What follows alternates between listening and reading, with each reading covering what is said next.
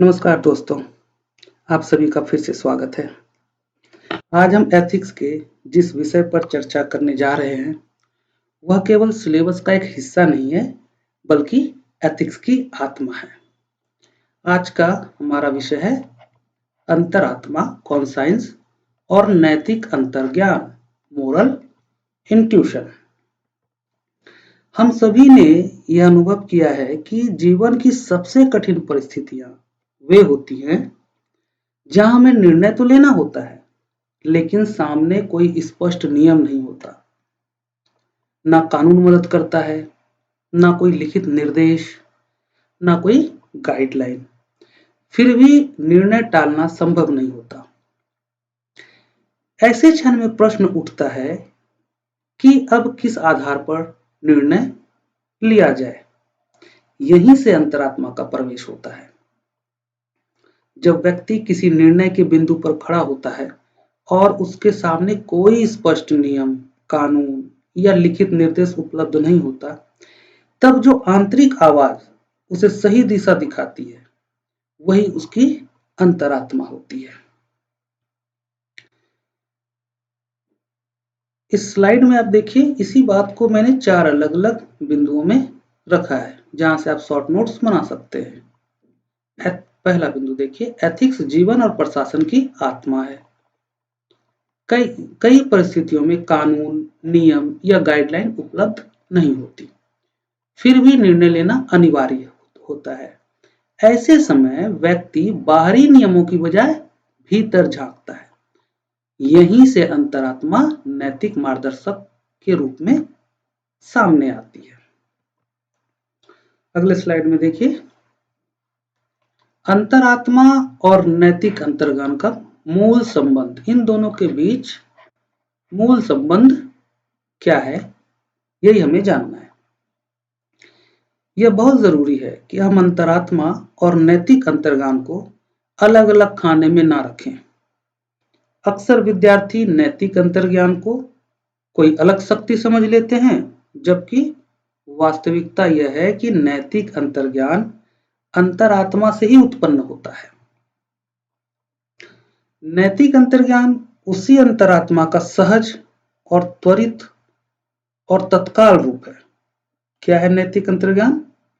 अंतरात्मा का ही सहज, त्वरित और तत्काल रूप है। देखिए, पहला बिंदु देखिए इसका फर्स्ट, अंतरात्मा और नैतिक अंतर्ज्ञान अलग-अलग शक्तियां नहीं है। नैतिक अंतर्ज्ञान अंतरात्मा का त्वरित और सहज प्रकट रूप है। ठीक है। जब व्यक्ति बिना लंबा सोच विचार किए, बिना तर्क किए अचानक यह महसूस कर लेता है कि यही सही है, तो वह नैतिक अंतर्ज्ञान का क्षण होता है। इसका अर्थ यह नहीं है कि व्यक्ति ने सोचा नहीं, बल्कि इसका अर्थ यह है कि उसका नैतिक संस्कार इतना गहरा है कि उसे सोचने की आवश्यकता ही नहीं पड़ती। इसलिए हम यह कह सकते हैं कि अंतरात्मा गहराई में स्थित होती है। हाँ, अंतरात्मा गहराई में स्थित होती है। अंतिम बिंदु देखिए इसका, अंतरात्मा गहराई में होती है और अंतर्ज्ञान उसका क्षणिक रूप है। ठीक है। अगले स्लाइड पर चलते हैं। अंतरात्मा क्या है? प्रश्न उठता है, अंतरात्मा क्या है? अब हम यह समझने की कोशिश करेंगे कि अंतरात्मा वास्तव में होती क्या है। अंतरात्मा व्यक्ति के भीतर मौजूद वह नैतिक समझ है जो उसे यह बताती है कि कोई काम सही है या गलत, भले ही उस समय कोई उसे देख ना रहा हो और किसी सजा का डर भी ना हो। अक्सर लोग ये सोचते हैं कि सही गलत का निर्णय कानून या समाज तय करता है, लेकिन वास्तविकता यह है कि कई बार समाज किसी गलत बात को भी सामान्य मान लेता है। जैसे हमने देखा है सती प्रथा, पर्दा प्रथा, इस तरह की प्रथाएं हमारे समाज में, या कुरीतियां हम कह लें, जो हमारे समाज में पहले सामान्य थी, समाज ने उसे सामान्य मान लिया। कई बार कानून भी किसी बात पर चुप रहता है। ऐसे में अगर व्यक्ति फिर भी गलत काम से रुक जाता है तो उसका कारण ना कानून होता है और ना समाज, बल्कि उसकी अंतरात्मा होती है। यहाँ एक बात बहुत साफ समझनी चाहिए कि अंतरात्मा सामाजिक नियमों से नहीं चलती। अंतरात्मा सामाजिक नियमों से नहीं चलती है। समाज आज किसी बात को सही कह सकता है और कल उसी को गलत मान सकता है। जैसे सती प्रथा, एक समय समाज उसे सही कहता था, लेकिन आज वो गलत हो गया। लेकिन अंतरात्मा इस तरह नहीं बदलती। वह व्यक्ति के भीतर जमे हुए नैतिक संस्कारों से संचालित होती है, जो धीरे धीरे अनुभव, शिक्षा और जीवन की समझ से बनते हैं। ठीक है, इसी कारण अंतरात्मा को अक्सर आत्मा का दर्पण कहा जाता है। यह हमें दूसरों के सामने नहीं, बल्कि अपने ही सामने ईमानदार बनाती है। जब कोई व्यक्ति पूरी तरह सुरक्षित स्थिति में होते हुए भी गलत काम नहीं करता है, तब वह किसी कानून से नहीं डर रहा होता है, बल्कि अपनी अंतरात्मा की सुन रहा होता है। इस सारी बातों को मैंने यहाँ पे 5 पॉइंट्स में रखा है, आप इसे देख सकते हैं। पहला क्या है? अंतरात्मा व्यक्ति की आंतरिक नैतिक समझ है। यह सही गलत का बोध तब भी कराती है जब कोई देखने वाला ना हो। कई बार समाज और कानून भी गलत पर मौन हो सकते हैं। ऐसी स्थिति में गलत से रोकने वाली शक्ति अंतरात्मा होती है। इसी कारण इसे आत्मा का दर्पण कहा जाता है। नेक्स्ट स्लाइड पर चलते हैं हम लोग। इसमें हम अंतरात्मा की प्रमुख विशेषताओं को जानेंगे। अब यह समझना जरूरी है कि अंतरात्मा व्यक्ति के भीतर क्या-क्या परिवर्तन लाती है और उसका व्यवहारिक प्रभाव क्या होता है। सबसे पहले अंतरात्मा व्यक्ति में आत्मनियंत्रण पैदा करती है। क्या पैदा करती है? आत्मनियंत्रण। जब कोई व्यक्ति कोई काम करने से पहले रुककर खुद से पूछता है, क्या मैं जो करने जा रहा हूं वह सही है, तो यह अंतरात्मा है। यह सवाल कोई बाहर से नहीं पूछता, बल्कि व्यक्ति खुद अपने आप से पूछता है। यही अंतरात्मा की पहली पहचान है। अंतरात्मा व्यक्ति को आत्म मूल्यांकन की आदत डालती है। अंतरात्मा व्यक्ति को आत्म मूल्यांकन की आदत डालती है। व्यक्ति अपने काम को सही ठहराने के बजाय पहले उसे परखता है। वह यह नहीं देखता कि लोग क्या कहेंगे, बल्कि यह देखता है कि मैं खुद अपने फैसले से संतुष्ट हूं या नहीं। जब व्यक्ति कोई गलत काम कर बैठता है तो अंतरात्मा उसे दोष का आभास कराती है, गिल्ट का आभास। गलत निर्णय पर दोष बोध उत्पन्न होता है। ठीक है, यह दोष बोध सजा के डर से नहीं होता। कई बार व्यक्ति को कोई सजा नहीं मिलती, फिर भी उसका मन बेचैन रहता है, उसे भीतर से चैन नहीं मिलता। मान लो आपकी किसी से, आपके दोस्त से आपका झगड़ा हो गया और आपने उसको कुछ बुरा भला कर दिया। अब यहाँ पे कोई कानून नहीं है, वो पुलिस के पास भी नहीं गया, FIR नहीं लिखाया, कहीं कोई कानून नहीं है, कुछ भी नहीं, लेकिन आपको बुरा फील हो रहा है। आपको लग रहा है कि आपने गलत किया। तो ये आवाज कहाँ से आ रही है? ये आवाज आ रही है अंतरात्मा से। तो हमने इसकी 3 विशेषताएं देखी: आत्मनियंत्रण, आत्म मूल्यांकन और दोष बोध। चौथी और सबसे महत्वपूर्ण विशेषता है साहस। साहस। अंतरात्मा व्यक्ति को तब भी सही के साथ खड़े रहने की ताकत देती है जब वह बिल्कुल अकेला होता है। जब पूरा तंत्र, समाज या व्यवस्था किसी गलत दिशा में जाती दिखती है, तब बाहरी समर्थन नहीं होता है। ऐसे समय में व्यक्ति को जो अंदर से मजबूती मिलती है वह केवल अंतरात्मा से मिलती है। इसलिए कहा जाता है कि अंतरात्मा व्यक्ति को केवल अच्छा इंसान ही नहीं बल्कि साहसी इंसान भी बनाती है। तो अंतरात्मा की विशेषताओं में हमने 4 विशेषताएं देखी। आत्मनियंत्रण, आत्म मूल्यांकन, दोष बोध उत्पन्न करना और साहस। अब हम नेक्स्ट स्लाइड पर मूव करेंगे।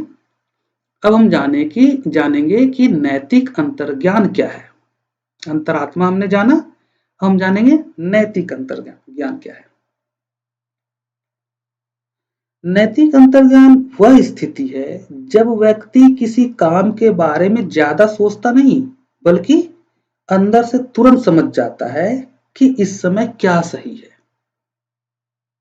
ठीक है, यह निर्णय अचानक आता है, त्वरित, लेकिन यह अचानकपन खाली नहीं होता है। ये नहीं कि अचानक आ गया तो बिना सोचे समझे आया, ऐसा नहीं होता है। इसके पीछे व्यक्ति के भीतर बसे नैतिक संस्कार और अनुभव काम कर रहे होते हैं। क्या काम कर रहा होता है? अनुभव और नैतिक संस्कार या नैतिक मूल्य। यह किसी तर्क का नतीजा नहीं होता है कि व्यक्ति बैठकर फायदे नुकसान गिनने लगे। असल में उस समय व्यक्ति के पास इतना समय ही नहीं होता, फिर भी वह सही दिशा में कदम उठा लेता है क्योंकि उसकी संवेदनशीलता और मूल्यबोध उसे तुरंत संकेत दे देते हैं। इसे आप ऐसे समझ सकते हैं, जब समय होता है तब हम सोचते हैं, लेकिन जब समय नहीं होता तब नैतिक अंतर्ज्ञान काम करता है। ठीक है, मान लीजिए अचानक आपके सामने कोई दुर्घटना हो जाती है। आप यह नहीं सोचते कि यह मेरी जिम्मेदारी है या नहीं, या कानून क्या कहता है। आप तुरंत मदद के लिए आगे बढ़ते हैं। यह है नैतिक अंतर्ज्ञान। यह एथिक्स का वह स्तर है जहां सोचना नहीं बल्कि सही प्रतिक्रिया देना जरूरी होता है। लेकिन यहां एक बात बहुत जरूरी है समझना कि नैतिक अंतर्ज्ञान कोई आवेग या जल्दबाजी नहीं है। यह कोई अराजक या बिना आधार की प्रतिक्रिया भी नहीं है। यह प्रतिक्रिया भीतर गहरे बैठे नैतिक मूल्यों से निकलती है, जिन मूल्यों को व्यक्ति ने अपने जीवन, परिवार, शिक्षा और अनुभवों से सीखा होता है। इसी कारण नैतिक अंतर्ज्ञान अक्सर हमें सही दिशा में ले जाता है। सरल शब्दों में कहें तो नैतिक अंतर्ज्ञान वह क्षण है जब अंतरात्मा सोचने का समय लिए बिना खुद बोल उठती है, तुरंत प्रतिक्रिया देती है, तो उसे हम नैतिक अंतर्ज्ञान कहते हैं। अब हम जानेंगे नैतिक अंतर्ज्ञान के कुछ दैनिक उदाहरण, जिससे आप इसे बड़े ही आसानी से समझ सकते हैं। जैसे देखिए, एक दिया पहला पॉइंट, दुर्घटना देखकर तुरंत सहायता के लिए आगे बढ़ना। तो यहाँ पे सोचने समझने की जरूरत नहीं है, आपने देखा कि दुर्घटना हुआ और आप तुरंत प्रतिक्रिया करते हैं और सहायता के लिए आगे बढ़ते हैं। तो यह है अंतर्ज्ञान। उसी तरह से परीक्षा में नकल का आपको अवसर मिला, फिर भी आपने नकल नहीं की, नकल करने से इनकार कर दिया। ये त्वरित प्रतिक्रिया है, अंतर्ज्ञान। घायल व्यक्ति के लिए एम्बुलेंस बुलाना। ये 3 जो पॉइंट है, ये क्या है? दैनिक जीवन के एकदम सामान्य से उदाहरण है जहां से आप समझ सकते हैं कि नैतिक अंतर्ज्ञान क्या है। मान लीजिए आप रेलवे स्टेशन पर खड़े हैं और अचानक देखते हैं कि एक बुजुर्ग महिला फिसलकर गिर जाती है। उस समय आप यह नहीं सोचते हैं कि मुझे क्या मिलेगा, यह मेरी जिम्मेदारी है या नहीं, या कानून क्या कहता है। आप बस आगे बढ़ते हैं और उन्हें सहारा देते हैं। इस पल में आपने कोई नैतिक सिद्धांत याद नहीं किया, आपने केवल प्रतिक्रिया दी है, त्वरित प्रतिक्रिया दी है। यही नैतिक अंतर्ज्ञान है। इसी तरह मान लीजिए आप परीक्षा हॉल में बैठे हैं, आपके पास नकल करने का पूरा मौका है, कोई नहीं देख रहा, ना कोई पकड़े जाने का डर है, फिर भी आप बिना ज्यादा सोचे मन ही मन कर देते नहीं, यह ठीक नहीं है। यह जो फैसला है, यह तर्क से नहीं आता बल्कि भीतर से आता है। यही नैतिक अंतर्ज्ञान है। ठीक है। यह सब फैसले अचानक होते हैं लेकिन गलत नहीं होते, क्योंकि ये फैसले संवेदनशीलता और मानवीय मूल्यों से निकलते हैं। इसलिए कहा जाता है कि नैतिक अंतर्ज्ञान वह स्थिति है जहां अंतरात्मा बिना देर किए खुद आगे आ जाती है और सही कदम उठवा देती है। तो जब आपकी अंतरात्मा त्वरित प्रतिक्रिया दे, बिना सोचे समझे, बिना समय लिए, बिना सोच विचार किए, तो वो उसी को हम नैतिक अंतर्ज्ञान कहेंगे। मुझे लगता है कि अब क्लियर हो गया होगा कि अंतरात्मा क्या है और नैतिक अंतर्ज्ञान क्या है। दोनों अलग अलग नहीं है, दोनों एक ही है, बस प्रतिक्रिया में जो समय लिया जाता है इस आधार पे हम अंतरात्मा और नैतिक अंतर्ज्ञान को अलग अलग करते हैं। अब इसमें प्रशासन में क्या उपयोग है, तो ये हम देखेंगे। अब तक हमने अंतरात्मा और नैतिक अंतर्ज्ञान को व्यक्तिगत जीवन के उदाहरणों से समझा है। अब यह देखना जरूरी है कि प्रशासनिक जीवन में इनकी भूमिका कितनी अहम हो जाती है। किसकी? अंतरात्मा की और नैतिक अंतर्ज्ञान की। एक लोक सेवक के सामने रोज फाइलें, नियम, अधिनियम और प्रक्रियाएं होती हैं, लेकिन वास्तविक प्रशासन केवल नियम पढ़कर नहीं चलता है। कई बार ऐसी परिस्थिति आती है जहां नियम अधूरे होते हैं, अपर्याप्त होते हैं, अस्पष्ट होते हैं या किसी विशेष स्थिति को पूरी तरह कवर नहीं कर रहे होते। कभी-कभी स्थिति और भी कठिन हो जाती है। नियम मौजूद होते हैं, लेकिन उनका अक्षरशः पालन करने से किसी व्यक्ति या समूह के साथ मानवीय अन्याय हो सकता है। ऐसी भी परिस्थितियां बनती है। नियम तो है, लेकिन अगर उस नियम का अक्षरशः पालन कर लिया जाए तो मानवीय अन्याय हो सकता है। ऐसे समय में लोक सेवक के सामने केवल एक सवाल नहीं होता कि नियम क्या कहता है, बल्कि उससे बड़ा सवाल होता है। और वो सवाल क्या होता है कि इस निर्णय का मानवीय प्रभाव क्या होगा। समझ रहे हैं? यहीं पर लोक सेवक को बाहर नहीं बल्कि अपने भीतर झांक कर निर्णय लेना पड़ता है। उसे यह तय करना होता है कि वह केवल एक नियम पालन करने वाला अधिकारी बनेगा या एक संवेदनशील प्रशासक। ऐसे क्षणों में अंतरात्मा और नैतिक अंतर्ज्ञान सबसे भरोसेमंद मार्गदर्शक बनते हैं, क्योंकि बाहर तो कुछ बचा ही नहीं, बाहर तो अस्पष्टता है। तब आपका मार्गदर्शक कौन बनेगा, आपको दिशा कौन दिखाएगा? तो अंतरात्मा और अंतर्ज्ञान। अंतरात्मा लोक सेवक को यह याद दिलाती है कि उसकी शक्ति का उद्देश्य केवल आदेश लागू करना नहीं, बल्कि जनहित की रक्षा करना है।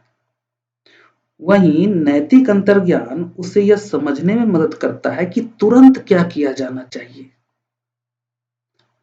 जो अधिकारी है, लोक सेवक है, उनके सामने कई बार ऐसी परिस्थितियां आती है जहां वो ज्यादा सोच विचार नहीं कर सकते, उनको तुरंत निर्णय लेना होता है और वो निर्णय भी जनहित में लेना होता है। तो इस समय अंतर्ज्ञान उसका मार्गदर्शन करता है, खासकर तब जब स्थिति अचानक हो और निर्णय में देर करने से नुकसान हो सकता है। इसलिए कहा जाता है कि अच्छा प्रशासक वह नहीं होता जो नियम जानता है, बल्कि वह होता है जिसकी अंतरात्मा जागृत होती है और जिसका नैतिक अंतर्ज्ञान संवेदनशील होता है। समझ गए आप प्रशासन में उपयोग को? इसे और थोड़ा सा विस्तार से हम जानते हैं। अब एक बहुत जरूरी और प्रैक्टिकल सवाल आता है कि प्रशासन में अंतरात्मा और नैतिक अंतर्ज्ञान का उपयोग कब और कैसे होता है? कब और कैसे होता है? क्योंकि दोनों एक साथ काम करते हैं, अंतरात्मा भी और नैतिक अंतर्ज्ञान भी। लेकिन हर स्थिति में भूमिका एक सी नहीं होती है, इस बात का पूरा ध्यान रखेंगे। हर स्थिति में अंतरात्मा और नैतिक अंतर्ज्ञान की भूमिका एक जैसी नहीं होती, जबकि दोनों एक साथ काम करते हैं। सबसे पहले, जब किसी प्रशासनिक दुविधा पर कानून या नियम बिल्कुल अस्पष्ट हो या मौन हो ही ना। इसका मतलब है कि किसी अधिनियम में उसका स्पष्ट उत्तर ना हो, स्पष्ट व्याख्या ना हो और ना ही कोई लिखित दिशा निर्देश उपलब्ध हो। ऐसी स्थिति में लोक सेवक को बाहर नहीं बल्कि अपने भीतर से निर्णय की दिशा तलाशनी पड़ती है। यही अंतरात्मा यह तय करती है कि कौन सा निर्णय नैतिक रूप से सही होगा और किस रास्ते पर जाना चाहिए। दूसरी स्थिति तब आती है जब वरिष्ठ अधिकारियों के आदेश आपस में टकरा रहे होते हैं। एक आदेश कुछ और कहता है तो दूसरा कुछ और। ऐसे समय में हर आदेश का पालन संभव नहीं होता है और देर करने से स्थिति और बिगड़ सकती है। तब लोक सेवक के पास बैठकर लंबे तर्क वितर्क करने का समय नहीं होता। यही नैतिक अंतर्ज्ञान काम करता है। क्यों? क्योंकि अब तुरंत प्रतिक्रिया देनी है और तुरंत यह संकेत देता है नैतिक अंतर्ज्ञान कि उस समय कौन सा रास्ता सबसे कम नुकसान वाला और सबसे अधिक उचित है। तीसरी और सबसे कठिन स्थिति तब होती है जब व्यापक जनहित और व्यक्तिगत सुविधा या लाभ आमने सामने खड़ा हो जाए। एक तरफ जनहित का लाभ, एक तरफ व्यक्तिगत लाभ। ऐसी स्थिति में व्यक्ति के सामने स्वार्थ का आकर्षण बहुत मजबूत होता है। लोग अपने स्वार्थ की तरफ स्वाभाविक रूप से झुकने लगते हैं, जैसे पदोन्नति, स्थानांतरण से बच जाना या राजनीतिक समर्थन प्राप्त कर लेना या व्यक्तिगत सुरक्षा। लेकिन इसी क्षण अंतरात्मा लोक सेवक को यह याद दिलाती है कि उसका असली कर्तव्य किसके प्रति है, स्वयं के प्रति है या जनता के प्रति है। अंतरात्मा उसे यह साहस देती है कि वह व्यक्तिगत लाभ को छोड़कर जनहित के पक्ष में खड़ा हो, भले ही उस निर्णय की कीमत उसे व्यक्तिगत नुकसान के रूप में उठाना पड़ जाए। ठीक है, इसलिए कहा जाता है कि प्रशासन में अंतरात्मा दिशा तय करती है और नैतिक अंतर्ज्ञान समय पर कदम उठाने में मदद करता है। अंतरात्मा दिशा तय करती है और नैतिक अंतर्ज्ञान क्या करता है? समय पर त्वरित प्रतिक्रिया देने में या कदम उठाने में मदद करती है। आपने आईपीएस डी सुब्बाराव, डी रूपा इसके बारे में शायद सुना हो।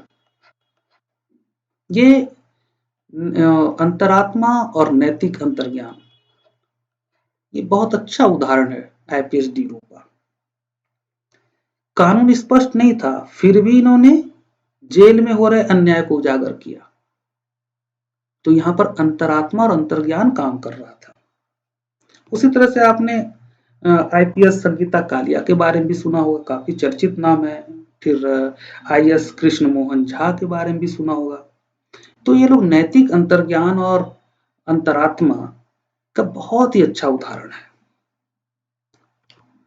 अब एक बहुत महत्वपूर्ण है, अंतरात्मा का प्रशिक्षण। क्या इसे विकसित किया जा सकता है?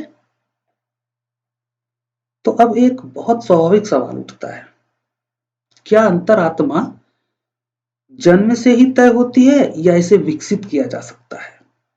इसका स्पष्ट उत्तर है कि अंतरात्मा जन्मजात नहीं होती बल्कि धीरे धीरे बनती है। अंतरात्मा जन्मजात नहीं होती बल्कि धीरे धीरे विकसित होती है। व्यक्ति की अंतरात्मा उसके जीवन के अनुभवों, घर परिवार के संस्कारों, शिक्षा और अपने ही कर्मों पर किए गए आत्मचिंतन से विकसित होती है। तो कैसे विकसित होती है? जो पारिवारिक संस्कार हैं, जो उसके अपने अनुभव हैं, शिक्षा है, ठीक है, इन सभी से धीरे धीरे अंतरात्मा विकसित होती है। जब व्यक्ति बार बार अपने फैसलों पर सोचता है, यह पूछता है कि मैंने सही किया या गलत, तब उसकी नैतिक समझ गहरी होती जाती है। नैतिक शिक्षा यहाँ बहुत बड़ी भूमिका निभाती है। केवल किताबें पढ़ लेना पर्याप्त नहीं होता है, बल्कि यह समझना जरूरी होता है कि नैतिक मूल्य वास्तविक जीवन में कैसे लागू होते हैं। इसी तरह आदर्श उदाहरण भी अंतरात्मा को मजबूत बनाते हैं। समाज में आदर्श उदाहरण है अलग अलग व्यक्ति का, तो वो भी अंतरात्मा को मजबूत बनाते हैं, क्योंकि हमें वहां से नैतिक मूल्य का पता चलता है, हम वहां से नैतिक मूल्य सीखते हैं। जब व्यक्ति अपने आसपास ऐसे लोगों को देखता है जो कठिन परिस्थितियों में भी सही के साथ खड़ा रहता है, तो वह खुद भी वैसा बनने की कोशिश करता है। ध्यान और आत्मविश्लेषण भी अंतरात्मा के विकास में सहायक होते हैं, ना? आत्मचिंतन, ध्यान, आत्मविश्लेषण, ये सब अंतरात्मा को और भी प्रखर बनाती है, मजबूत बनाती है। समझ रहे हैं? एक विकसित और प्रखर अंतरात्मा को दिशा सूचक यंत्र के समान कहा जा सकता है। यह हर कदम पर व्यक्ति को आदेश नहीं देती कि क्या करना है, लेकिन जब वह गलत दिशा में बढ़ने लगता है तो यह उसे भीतर से चेतावनी दे देती है। इसी चेतावनी के कारण व्यक्ति बहुत दूर तक भटकने से बच जाता है। यह हमारे साथ, आपके साथ, सबके साथ होता रहता है, इसलिए आप इस टॉपिक को बहुत ही आसानी से समझ सकते हैं। इसीलिए कहा जाता है कि मजबूत अंतरात्मा कोई संयोग नहीं होती, यह निरंतर अभ्यास, अनुभव और ईमानदार चिंतन का परिणाम होती है। मतलब अंतरात्मा को प्रशिक्षित किया जा सकता है, उसको मजबूत किया जा सकता है, उसको प्रखर बनाया जा सकता है। ठीक है? अंतिम रूप से अगर हम सार देख लें आज के लेक्चर का, तो एक प्रशासन की दृष्टि से, है ना, कि एक सशक्त लोक सेवक वह नहीं होता जो हर निर्णय केवल कानून की नजर से देखता है, बल्कि वह होता है जिसकी अंतरात्मा जागृत और नैतिक अंतर्ज्ञान संवेदनशील होता है। जब प्रशासनिक शक्ति का आधार आंतरिक नैतिकता बन जाती है, तभी समाज में सच्चा न्याय और सार्वजनिक विश्वास स्थापित होता है। तो अंतरात्मा और अंतर्ज्ञान में इससे ज्यादा कुछ भी जानने की जरूरत नहीं है। हमने पूरे अंतरात्मा और अंतर्ज्ञान को समझ लिया कि ये दोनों अलग अलग नहीं है, बल्कि एक ही है। अंतर सिर्फ प्रतिक्रिया में लगने वाला समय है। ठीक है, तो आज का लेक्चर हम यही समाप्त करते हैं। मिलते हैं अगले लेक्चर में। अपना ध्यान रखिए। Take care. Bye bye.